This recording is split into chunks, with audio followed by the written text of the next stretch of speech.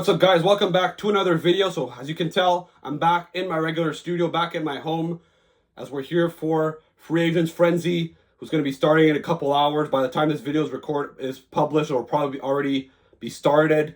Obviously, there's been a lot of re-signings in the last few days, a lot of key players that are coming back to the respective teams. Some big trades also that have happened, including one that I'm going to start with very shortly. So the biggest move that's happened in the last few days, it's been something that obviously we've been all been waiting for. It was rumored a few days ago, and it finally happened. Mitch Marner has finally been traded to the Vegas Golden Knights, and in a sign and trade where he's now going to get an 8-year contract, $12 million per season, in exchange for centerman Nicolas Roy. Obviously for the Leafs, obviously there were rumors that maybe they could have charged Vegas for tampering, considering that they would have been planning this for probably a couple weeks now. Maybe even Toronto felt that it could have been going on for like a year or so. So that's probably why. But, you know, they were able to make a signing trade. They got back a pretty good player, Nicolas Roy. Obviously not Mitch Marner caliber, but still a guy that, as a third-line center could be very effective, especially that he's a right-shot centerman, something that the Leafs really lack. As Tavares is left, Matthews is left, Lawton is left. Like, they don't have a lot of, in fact, I don't think they have any right-shot centermen, so I think Nicolas Roy, a right-shot centerman and a very effective player, a guy that can get you 15 goals, around 40 points a year. So I think they made up for it, sort of. Obviously, there were also rumors a couple days ago as well that Nick Hague would have been part of the deal. He finally got traded yesterday in Nashville, and he signed a pretty big extension. I don't think the Leafs would be able to pay him that, especially considering Nashville is also a low-income tax or even a non-tax state. So I think that for Toronto, they're able to some way make up for losing Marner for nothing. Obviously, there were rumors at the deadline that he could have gone to Vegas. They could have done like a three-way trade with Carolina. Rantanen goes to Toronto, and Marner goes to Vegas. We also heard maybe Marner going to Carolina. We did not want to waive his no-move clause. Obviously, I believe his wife was pregnant, so obviously, you can understand him for wanting to stay to finish the season out. Now he's going to get a fresh start. Obviously, he got criticized a lot the last few years for not delivering in the playoffs. I don't think Toronto in general is a very positive environment towards the end. It got a little toxic, and I think that pressure really crumbled down on a lot of their players. I think in a fresh start in a winning environment in Vegas, a team that obviously has lost relatively early based on their expectations the last 2 years. They lost in 7 games in 2023 and 2024 Dallas, and they lost this year in the second round in 5 games to Edmonton. So I think that obviously Vegas, knowing their disappointment the last few years, as usual, go after the big fish, and I think that Vegas, $12 million, I think is a pretty good fair deal there. Same AAV as Mikko Rantanen, and I think he's a player that we all know is probably going to find a way to perform and be a playoff demon once he gets there. It's just written in the sky somehow. But I think for Vegas, an excellent trade there, and they finally get that, they already have some very, very good, some elite players, but another mega star added to this team, which should make this team pretty terrifying. And with Toronto, like I said, they free cap space. They obviously re-signed John Tavares and Matthew Knies in the last few days as well. So now they don't have as much cap space, but they're still going to be looking in free agency at adding some quality players. I don't think they're going to be able to go after the big fish and replace Mitch Marner, but they're going to add some players. Toronto's most likely going to make the playoffs. I don't think that they're going to be a top team in the division anymore, especially you have Florida there, who we'll get to in a minute. You have Tampa Bay. Montreal just got Noah Dobson. They're really low. They seem to be very aggressive in trying to add some players. Ottawa as well, I think, is going to do something. So I think Toronto's, if it doesn't go well, they could fall as fifth as far as fifth in their division. So we'll see. But I think that for Toronto, considering that Marner just didn't want to leave, they should have traded him maybe last summer or the summer before. They didn't want to at the time. You can't change the past. I think the decision was made. It was Dubas that wanted to do it. He lost his job for that, and then his NMC kicked in. His no movement clause kicked in. Shanahan's gone now, so you can't really blame this on Brett Treliving. But for getting Nicolas Roy, which I think is a good fit on this team, I'm going to give them a B. I think that's a solid for a sign-in trade, considering Jake Gensel only got like a third-round pick last year. I think the Leafs did pretty well there. And for Vegas, I'm going to say, honestly, an A+. I think this is exactly the type of player that they need. It's like I said, it's in a winning environment, so I think that they put Pietrangelo on LTIR. I don't think Petrello's going to come back, so they're probably going to have to look at trying to replace him with very limited cap space. but they're able to get a high-impact forward, well, not just a high-impact forward, a superstar forward in Mitch Marner, and they struggle a lot to score against Edmonton, so maybe this could help, even though Marner's not really viewed as a sniper. So I think for Vegas, I'm going to give them an A+. It was a no-brainer move, and he's probably going to bring a Stanley Cup to them, and the Leafs fans are going to, leaving the Leafs fan saying, why did we let this guy go? So it is what it is, but I think Toronto B, Vegas an A+. Second out of the three things I wanted to talk about in this video, the Florida Panthers, they did it. They brought back, obviously, Sam Bennett on 8x8 last week or sometime last week, the last few days.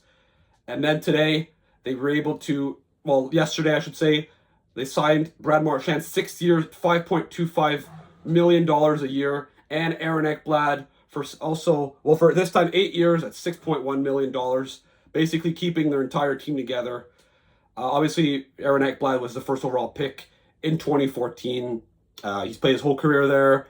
He's been a pillar on their defense core. Obviously, now they got Seth Jones. We thought maybe it made him expendable, but he took a discount when he probably could have gotten as much, honestly, as $9 million, to be honest. Even though I don't think he's worth that out, and I wouldn't have done that. I wouldn't have paid him that if I was an NHL team, to be honest. So, but for him, 6.1 in a very, very low income tax state, I think that, you know, it makes sense. He's made a lot of money the last few years as well. He wants to win. When a player wins the Stanley Cup, they want to do it again. I think Ekblad, you know, they have a chance to build a real dynasty here, because let's be honest, bringing back these three guys here with the team that they already had, they're probably once again the Stanley Cup favorite going into next season. And for Brad Marchand, obviously he was a Bruin his whole career, got traded at the deadline. He wanted to go to Florida, and obviously it was a big success. There were rumors he wanted to get paid big time this summer. There were rumors with Toronto, maybe he could go back to Boston. No, he stays in Florida. I think 5.25 is a very good AAV for him, at least for right now. 6 years, risky, but again, the cap's going to go up, and I don't think Florida's, odds are in 6 years, Florida's not going to be as strong anymore, and they're going to be a team on the decline, so that's not going to hurt as much. Obviously, I don't think there was any reason for Marchand to leave. They were the best team in the league. They had just won the cup. I believe his parents live not too far from where he lives, probably like in Fort Lauderdale or something. It just didn't make sense for Brad Marchand to leave the Panthers. And yet again, the Panthers, somehow, some way, they're yet again bringing back the same team. Last year, they lost Brendan Montour. They lost Ekman Larson. They're probably, at this point, probably lose guys like Nick Schmidt. They might be forced to trade a Rodriguez, because now they are technically over the salary cap. But I think that this team is just serious. They're going to get back there. And yeah, honestly, be aware of every other NHL team, because this team is probably going to win. It's going to go back to back to back. And the last little bit of big news that I wanted to talk about today, Ivan Provorov signing 7 years, $8.5 million per year in Columbus. Obviously, it's not the signing itself that I want to talk about that much about. I think that's an overpayment. He was making like $6.75 million, if I'm not mistaken, on his last contract when he was with Philadelphia in the last 2 years in Columbus. He's a very good defenseman. He's a very, very good second pair, two-way defenseman that can bring physical, get you 30 to 40 points a year. So a good defenseman, but $8.5 million. I understand the cap's going up. In my opinion, it's too expensive. Obviously, he's 28 years old. He'll be 35 by the end of that contract. So it is, I think it's a very, very risky contract that, in my opinion, is not worth taking. Especially, I understand Columbus has a lot of cap space, you know, this summer. They have a lot of players on the ELCs, but eventually those guys are going to get paid. And in a few years, they want to, obviously, I think the goal in Columbus is to be a team that can win year in and year out, you know, and compete for the cup. And having a guy like Provorov at 8.5 is going to hurt. Having a guy like Severson at over 6.25, I think, hurts as well. So Columbus might be stuck with a few pretty bad contracts. I think Provorov is an overpayment. But I think the big thing that this has to do is, what does it do to the other defensemen on the market? Obviously, Vlad Gavrikov, it seems very likely at this point he's going to go to the New York Rangers. He was Provorov making 8.5. I thought initially Gavrikov would probably be around 7.5 maybe. At this point, honestly, it's going to look like it's probably going to be, I would say, Gavrikov, I think, is a better defenseman, so I think he could probably get 8.75, maybe 8.8, 8.9, 9 million. Like, I think that's a lot of money for, you know, a good high-end second pair, low-end first pair guy, more defensive guys. Provorov, in my opinion, is a second pair defenseman. Probably like a number 3 on a contender, but 8.5 for a number 3 is very, very expensive. I understand Columbus has a lot of cap space. I understand Columbus is not the most attractive place in the world to play in, but still it's a lot of money. I understand they can afford it, but still. And with Gavrikov to New York, they're desperate for defensive help. He's going to get more than Provorov, I think. I think, guys, there's other solid defensive free agents like Orlov. I don't know about Burns, what he's going to get. He's probably going to either retire or sign like a one-year deal around like $2 or $3 million, probably with a contending team.